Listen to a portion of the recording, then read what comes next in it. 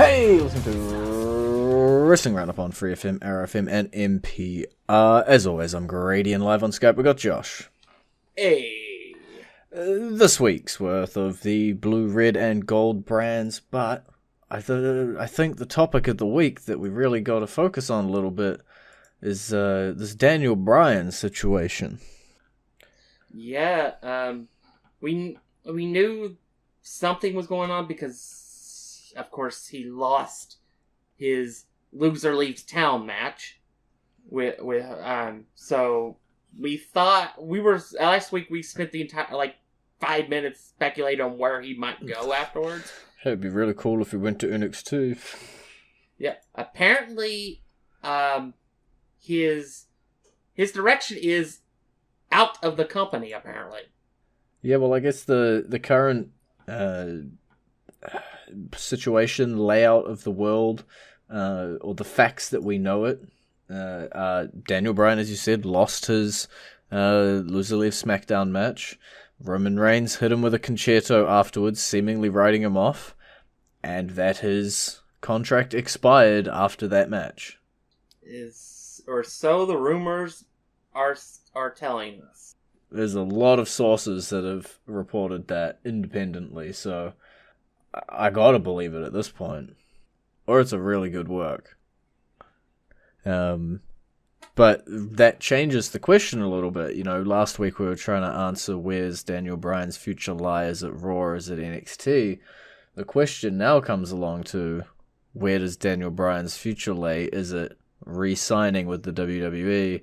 Is it AEW? Is it Ring of Honor? Is it Impact? Or is it straight up retirement?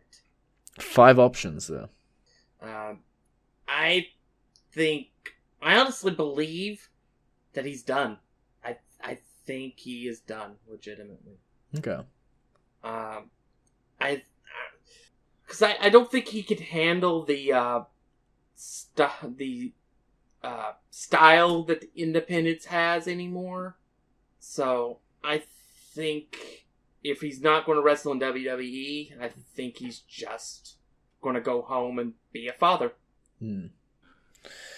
Yeah, I think at least maybe short term, that's what we're going to see. But Daniel Bryan, obviously not knowing him personally at all, he strikes me as that kind of can't give it up kind of guy. So I could definitely see him, quote unquote, retiring, going home and being a father to his children, and maybe a year, maybe 2 years down the line, pop his head back in. Don't know what the landscape's going to be like at that time, so I'm not even going to attempt to make predictions on location or anything like that, but I could definitely see him popping his head back in a little bit down the line.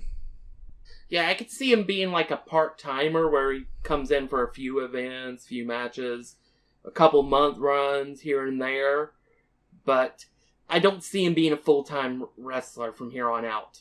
I see if he does wrestle, he'll wrestle for WWE. I don't think he'll wrestle anywhere else because of the styles, and it'll be for short bursts like a Brock Lesnar type deal. Only not as much money, because nobody gets paid what Brock Lesnar gets paid. Brock Lesnar is just an anomaly. Nobody's the same as Brock, in many different ways. But I guess you sort of answered it there. If he's not going into retirement, and I'll add an extra piece on top of, let's just get the speculative juices going, right? He's not re-signing with WWE. He's not retiring. Do you see him heading out to more of an independent career, or do you see him just making the simple jump, I guess, to an AEW or an Impact type?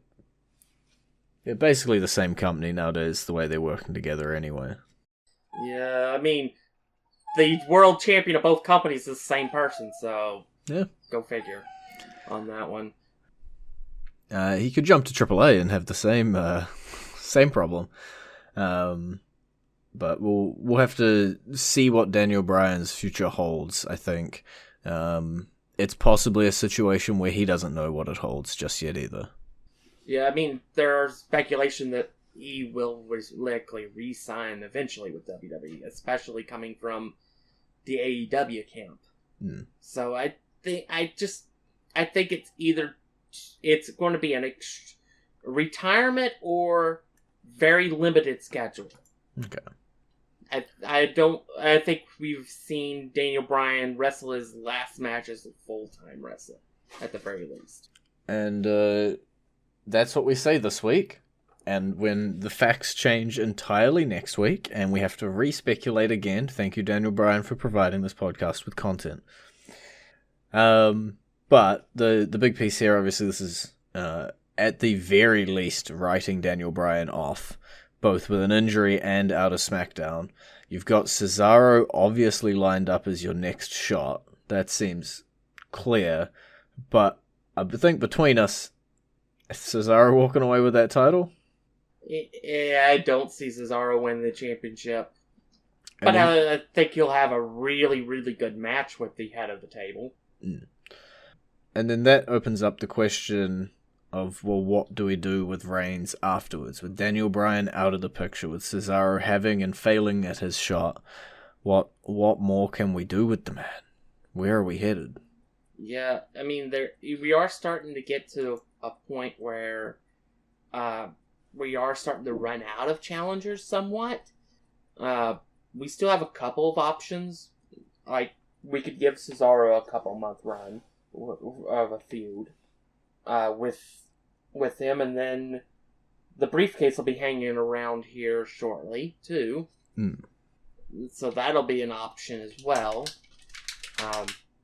And then you could maybe have at the 1 year mark for his title, maybe that's when we crown Big E. Okay. And that would be at SummerSlam. Because I guess for me, looking at the blue brand as we've got it, the big question mark when looking at a Roman Reigns championship reign here is that sooner or later, surely he's going to end up colliding with the Messiah. Or are we going to try and Kevin Owens and Sami Zayn them apart? Yeah, I think because they're both heels, I don't see them facing off. They would have to drastically change Seth Rollins' character to make that make sense. Or drastically change Roman. Roman can be a face.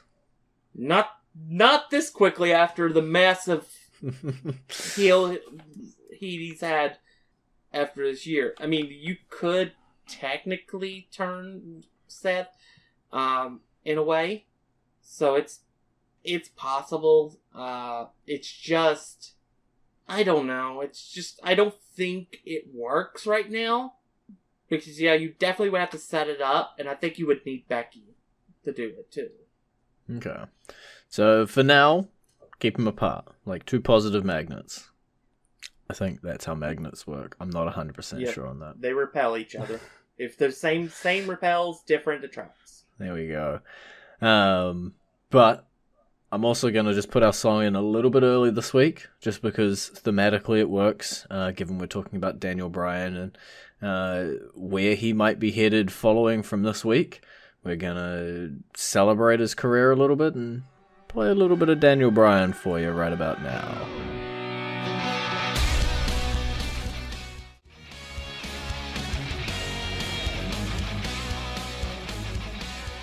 And you're back with Wrestling Roundup on FreeFM, ArrowFM, and MPR. I'm Grady, he's Josh, and I'm actually gonna just jump over the red brand entirely because I want to talk about the gold one. And I want to talk about the fact that we got some new champions. Yeah, I noticed we had new NXT Women's Champions. Somehow, Candice LeRae was able to get Indy to focus on something that's not Dexter Lumis for 30 minutes, and put on an amazing street fight with Shotzi and Ember Moon, and walk off with the titles. That's all you need. Just a little bit of focus from Indy. Just a little bit, and you got it. Yeah, Candice finally got a title. Said she can't get the main one because it's on probably arguably the baddest woman in the entire company right now. So, yeah. Give her a title run with Indy, and we'll see how that works out. Because we still have... So now we have the entire way, minus Austin Theory, who doesn't matter anyway, so... Oof. With gold. Oof. Look, I'm going to get a photo here, and I know this is a podcast, but I'm just going to tell people to go find it, right? There's a photo that's got all three of the champions with Austin Theory in the back, okay? And it's a great photo. I'll throw it up on the video version, but if you're listening to this audio, just go Google it. I'm sure it shouldn't be too hard to find. It's a great photo. Austin Theory's about to get himself killed by Karrion Kross. Yeah, I don't know why he decided to pick that fight. I'm going to be honest. He has made a little bit of a lapse in judgment. I think it's because he's the only member of the Way that doesn't have a title, so he thought, well, I'll go after the one title that I can actually get right now. Look, man, you'd have way more luck just going up to the main roster and trying to get that 24/7 title than you are here, man. Yeah. Or find you a partner and go after the tag team champions. That's always a chance. It's a lot more of a chance than him ever beating Karrion Kross. Yeah. That's for sure. That's also why I said he didn't matter, because I knew he's about to be just completely eliminated by Karrion Kross. About to be 6 feet under. Nothing more than a bit of a tombstone. Yeah.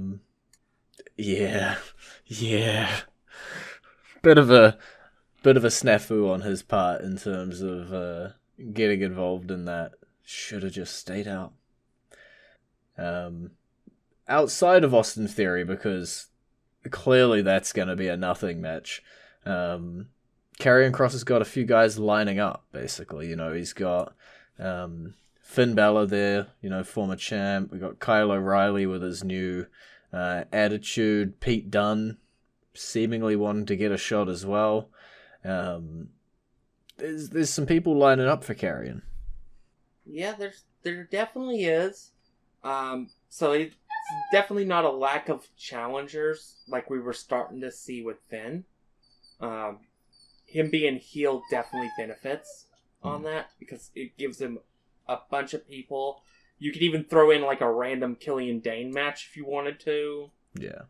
Because let's be honest, as much as we love Drake Maverick, we don't see him doing much against the main champion. It would be a 1 to 2 minute match. But Killian Dane would be interesting. Yeah. I think there's a lot of good matchups for Karrion Kross just sitting there, and it's just a case of which ones are we going to get first and in which order, and which will be his last. Let's jump around. We'll go to Raw. Why not? AJ Styles, Omos, they finally showed up. First time since winning at WrestleMania, they decided to show up and just dispatch the New Day. Just confirm, no, we are the champions. Yeah.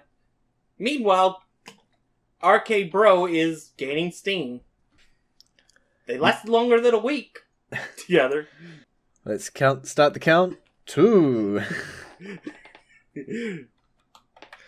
Yeah, it'll be interesting because, you know, obviously on the surface they're sort of playing that bit of a tweener role, but I think as it goes on, the comedy is going to come out more and more and probably lean them naturally towards that face role, even though you know Randy Orton's going to turn on him eventually. Yeah, and you know what? Riddle's the kind of guy that can possibly bring out the fun side of Orton enough to make him a face naturally without them overly exposing it to the point where you're like, oh, we're supposed to cheer Orton now. Oh, but he's having fun with Matt Riddle. Let's cheer him because he's having fun. Which is the better option? Definitely the having fun option, for sure. Yeah. So yeah, but yeah, we do expect some sort of backstabbing at some point, but it would be neat to see them as tag team champions. Yeah, but I won't be anytime soon. Yeah, that's the only problem, is standing across from them currently holding those belts is Omos, who seemingly is getting quite the rub in terms of being this big unstoppable giant. So someone's got to stop them eventually, but I just don't think it's going to be, you know, a month after WrestleMania, or a month after they captured the titles. Yeah. So yeah, it's definitely an interesting dynamic here. But yeah, Randy's is on the back end of his career now. He could definitely elevate Riddle a little bit here with this storyline. And we could have some interesting matches between AJ Almas and Riddle and Randy Orton. Let's see here. It would actually be his his third tag team title reign. Okay. Orton's, because he was of course, with Edge, and then he was with when he infiltrated the Wyatt family. He was tag team champion with them. But yeah, so it's something he hasn't done in a while. Why not give him a shot? And talking about things that haven't been done in a while, the number one wrestling superstar returning home to where she should have always been. Clearly talking about Eva Marie returning to Raw. Yeah. I'm interested. I want to see what kind of changes she's made, how her character develops, and stuff. I'm one of those that, let's wait and see. Let's see how this develops. Let's see how she performs in the ring, performs on the mic. Because let's be honest, when she was with the company the first time, she was so awful because she had no training. She was just thrown on television, and then thrown in matches without really learning what you needed to know to be semi-competent in the ring. Yeah, I think by all accounts, all of the training she'd been doing, running up to and after her release, should hopefully fix a lot of the weaknesses that she had. And so yeah, I'm with you on the let's see what happens. I'm not gonna judge it too badly ahead of time. But hey, it's another body in the women's division. Yeah. And the same people that are complaining about her returning are the same people that complained about the Emelina gimmick, which we've seen with Carmella works. We say as Carmella has been like MIA. Yeah. Well, so it's like, I don't know. It's just, I want to give it a shot. I want to see what we can see from Eva. Mm-hmm. And then judge it. And that's all I ask for the internet, is to give them a chance. You gotta give them a little bit. You can't judge everybody on their previous actions. It's been a long time. I'd like to remind people that everybody hated Braun Strowman when he first joined the Wyatt family, because he was just in their words, just a big guy that's the type of that Vince likes. And then over time, he started winning people over with his personality, his charisma, and intensity. And now he's one of the more popular wrestlers in the company. And that's because he was given a chance. And I'm going to stick on this giving it a chance theme, because it's time to talk about Alexa and her creepy doll, who seem to be after something red. Yeah, this should be interesting. I assume now she wants to tag the Women's Championship. So I would say she's probably going to be going after Rhea. That could be the red thing. Yeah, because I can't imagine it being Eva Marie, who's just debuted. That would be completely overkill on that. I don't know if she was spotted in other places, but I know that Lily was spotted behind Sonya Deville, who was wearing a red suit at the time, as well as with Angel Garza's Rose. So she's been hanging around a few red things. Yeah. It should be interesting. Should be interesting to see how it plays out. Evan, help whatever this red thing is, because I don't think they're going to last very long against a crazy Alexa. Yeah, I feel sorry for whoever ends up being that target.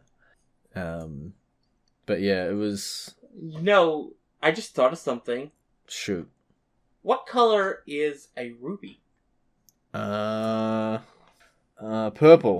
No, it's green. No. She has green hair at the moment. Oh. No, it's red. Yeah, I know. I was trying to make a hair color joke and I failed even at that. So it could end up being the Riot Squad she could go after. For no reason. I don't know why, but other than Ruby Riot. Look, I think with this new Alexa and Lily stuff, the "for what reason, I don't know" is going to be a common saying. We're not always going to know why things happen, but they're going to happen. Yeah, that's basically what we've always said about the Fiend in general. And so this is just transplanting to Alexa now. And let's stay in the women's division here a little bit, because their match for WrestleMania Backlash, I still hate calling it that, has changed. Sonya Deville all of a sudden has a lot of power. I don't know what her power level is, but she can add people to matches. Yeah, this is definitely a very interesting role for Miss Deville. What can we say here? I don't know what, like, they didn't really clarify Adam Pearce's role a lot, just like he makes decisions and things happen. And now Sonya comes in, who seemed to be like a second to him, and has the power to add people to matches at pay-per-views. So, I don't know where either of their power levels sit, really. Or who's more powerful, really. I don't know that either. I have to assume it's Adam. Yeah. I don't know. I think we're about to get a power struggle storyline.